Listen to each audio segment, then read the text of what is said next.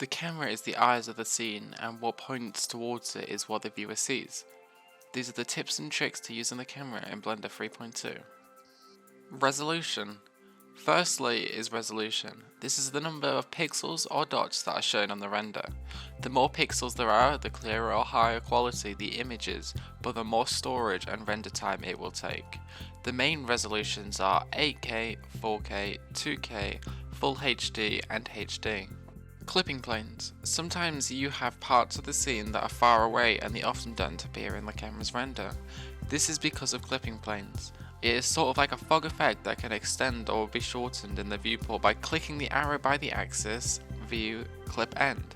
Increasing this figure will change what is rendered in the viewport. To change the camera's clipping plane, select the camera, go to the properties menu, camera, and change clip end. Changing the camera view. Pressing 0 on the numpad allows you to go straight to the camera's viewport and see exactly what it is looking at. If you want the camera to lock on and change positions, you can use the move and rotate tools, or you can find the angle that you want the camera to look at, press Ctrl, Alt and numpad 0. Another way is to go back into the view menu and select lock camera to view. Now if you press numpad 0 and move, the camera will move with you. To disable it, just deselect the lock camera to view option. The focal length. The focal length changes how wide a lens is. Compare these two images of a low and high focal length. The focal length in Blender can be changed in the properties menu, camera, and under focal length.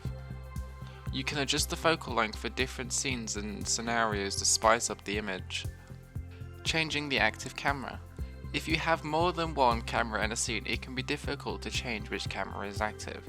You can see which camera is active by the black triangle on top of it. To change the camera, go to the outliner and select the green camera icon of the camera you want to be active. You will see the black triangle changing to make the camera you selected the active camera. Making a camera follow a rig. Animating a camera can be rather difficult, so placing it on a rig can be useful, like how they do in real life.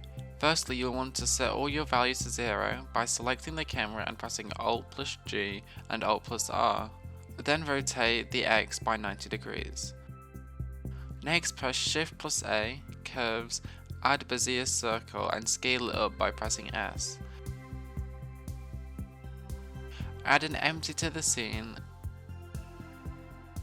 and parent the empty to the camera by selecting the camera, hold Shift and select the empty. Now press Ctrl P and select the object. Now on the empty, select the constraints menu and add a follow path constraint. The target should be the Bezier circle. The forward axis should be selected as -Z and the up axis should be Y. Next, select animate path. Pressing space will now move the camera around the circle. If you wish the camera to look ahead, duplicate the empty and change the offset in the constraints menu to a negative number and move it forward a bit. To make the camera look at the empty, select the camera and add a track to constraint. Set the target to the duplicated empty, set the track axis to -Z and the up value to Y.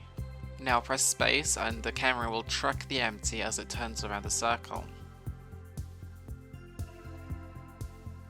Thank you for watching. This was a new type of video that I've never tried before and it was longer than usual. It took much more time to make and create, so if you enjoyed, please subscribe and leave a like.